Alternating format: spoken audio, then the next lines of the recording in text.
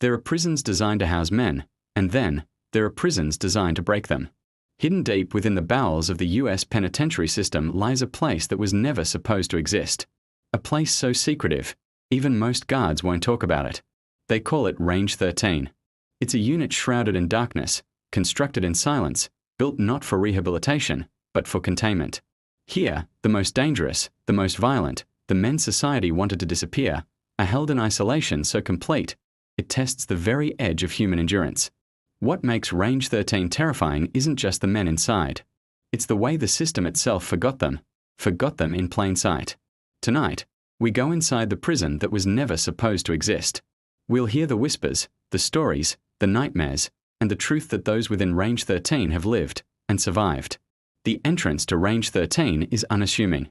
From the outside, it looks like any other block of the prison, grey, lifeless, cold.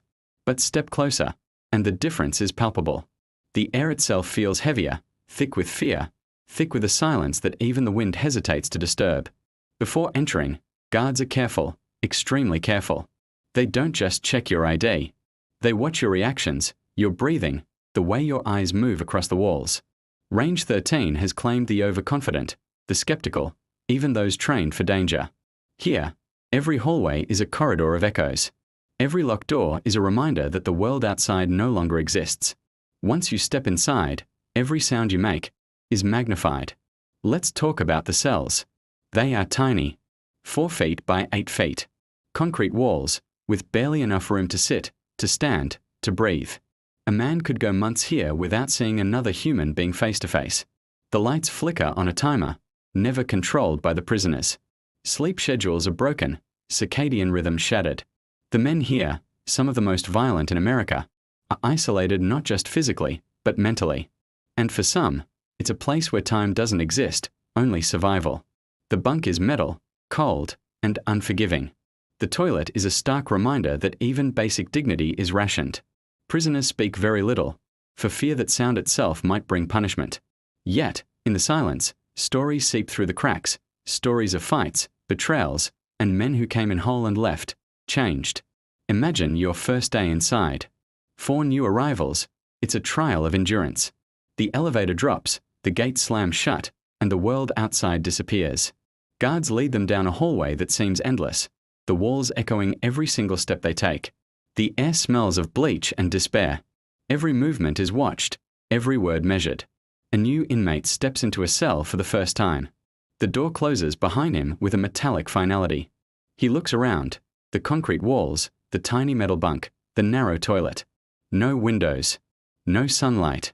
The faint hum of fluorescent lights is the only constant. Time here is already a blur. He sits on the edge of the bunk, hands shaking. The reality of Range 13 hits him. No one will talk to him. No one will reach out.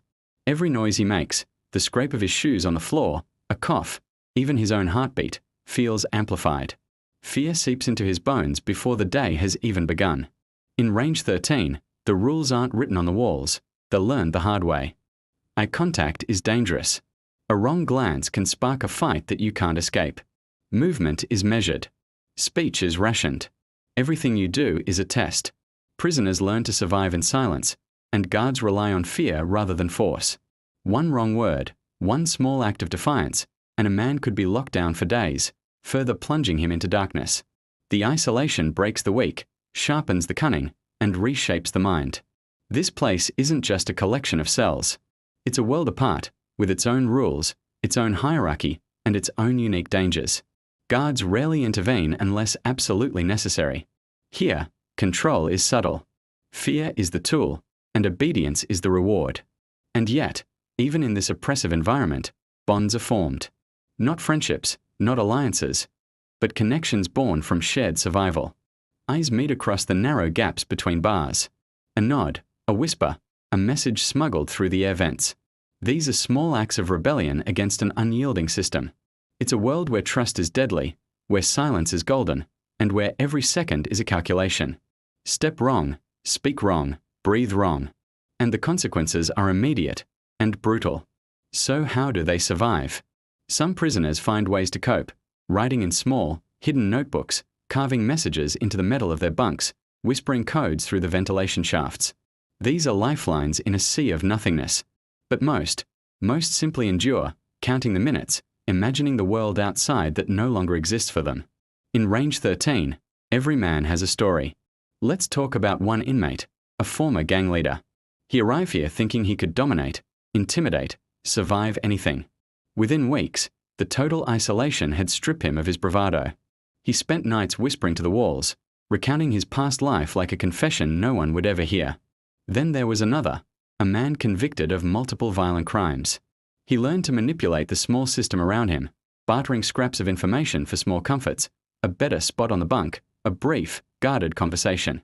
In a place where power is absolute, ingenuity becomes its own form of survival. And some men, they simply disappear. Not physically, but mentally. The isolation is so intense, so unrelenting, that a man can cease to be the person he was. Friends, enemies, the crimes they committed, they all fade. Only the cage remains. But night is when Range 13 becomes almost unbearable. The lights flicker on their automated schedule. Shadows stretch long and cold across the concrete. The silence is deafening, broken only by the occasional clank of metal or a distant, muffled shout. Men press against the walls, lying on their metal bunks, listening to the heartbeat of the prison itself. Sleep is fragmented. Dreams are invaded by fear.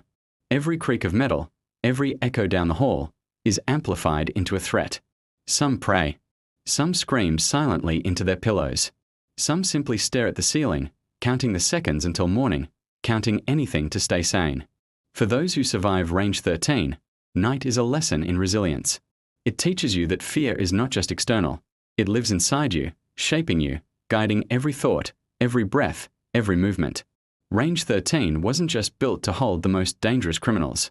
It was built to erase them, to make society forget they ever existed. But the human spirit, even when pushed to its absolute limit, refuses to be completely silenced. The whispers from Range 13 serve as a chilling reminder that even when we lock people away and throw away the key, their stories don't just disappear. Range 13 isn't a place you visit. It's a place that consumes you. Even in total isolation, conflict finds a way in. It starts small. A minor dispute over a bunk, a whispered insult, or just a glance held a second too long. But in here, a single spark is all it takes to ignite an inferno. Imagine this. 2 inmates facing off across a narrow hallway. The tension is so thick you could cut it with a knife. No one steps in. The guards watch from a distance, letting the system enforce its own brutal code. The air feels heavy. Every second stretches into an eternity. Muscles tense, eyes lock, and for that one moment, the entire prison seems to hold its breath. Then, without any warning, it erupts.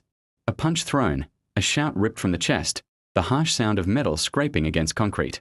It's over in seconds, but the aftermath lingers for days.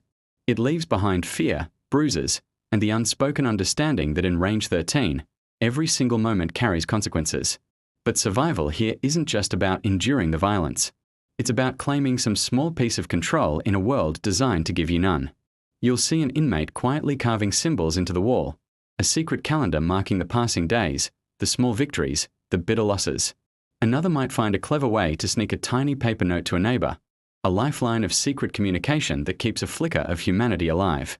In these small acts of defiance, as brief as they are, these men find purpose. They reclaim a fragment of themselves from the relentless, crushing oppression. A smirk exchanged through bars.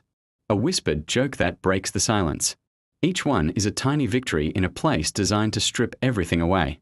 And sometimes, that's enough to remind them that even here, they are still alive.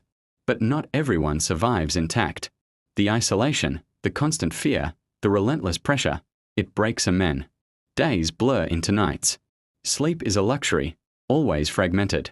Meals are monotonous, tasteless. The mind, under this strain, begins to fray. You might see one inmate rocking back and forth on his bunk, muttering fragments of conversations from a world he can no longer touch. Another sits perfectly still, staring at a corner, his thoughts too dangerous to even speak aloud. In Range 13, sanity is as precious a commodity as food or water. And for some, it's the most fleeting of all. This place isn't just a prison. It's a psychological experiment on the human spirit. Men lose track of time. They lose touch with reality. They lose themselves. The walls, cold and unyielding, become more than just a cage. They become a mirror, reflecting every fear, every regret, every memory they've desperately tried to bury. Some fight back. They try to reclaim their minds with push-ups, with routine, with whispered prayers. But others succumb. Their thoughts turn inward until they can no longer tell the difference between a memory and a nightmare. Every second spent here changes a man, sometimes subtly, sometimes irreversibly, and there is no outside world to remind him of the person he once was. And yet, even in a place designed to crush the soul, you see these incredible flashes of humanity. An inmate shares a story from his childhood with a neighbor through a vent. Another hums a song softly, a tune from a life that feels a lifetime away. These fleeting moments offer a brief respite, small, powerful reminders that beneath the fear, beneath the brutality, there is still a man inside. Range 13 is relentless, yes, but it is also a stage where the human spirit, though battered, tested, and nearly broken, flickers, refusing to be extinguished.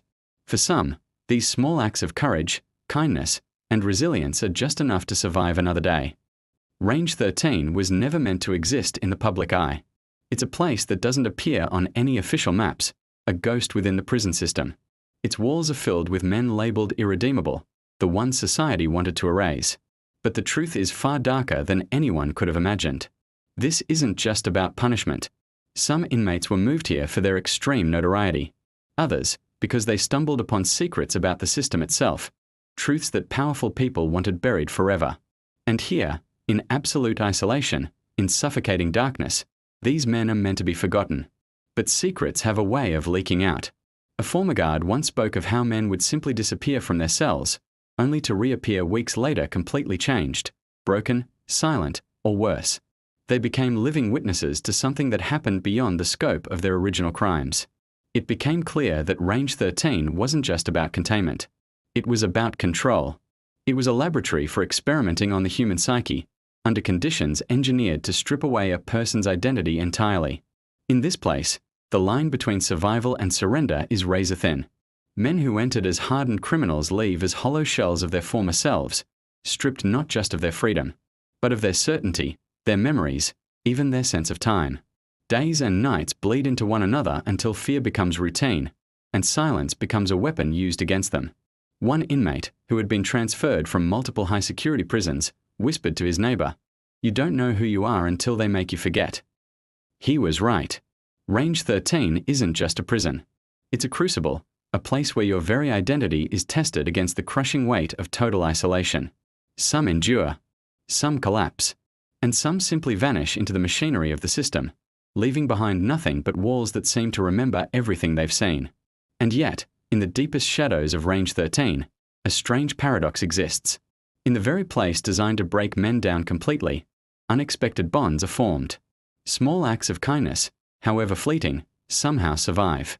Brief moments of humanity flicker in the darkness like fragile candles against a storm. One inmate, near the end of his time, shared a final truth with a fellow prisoner.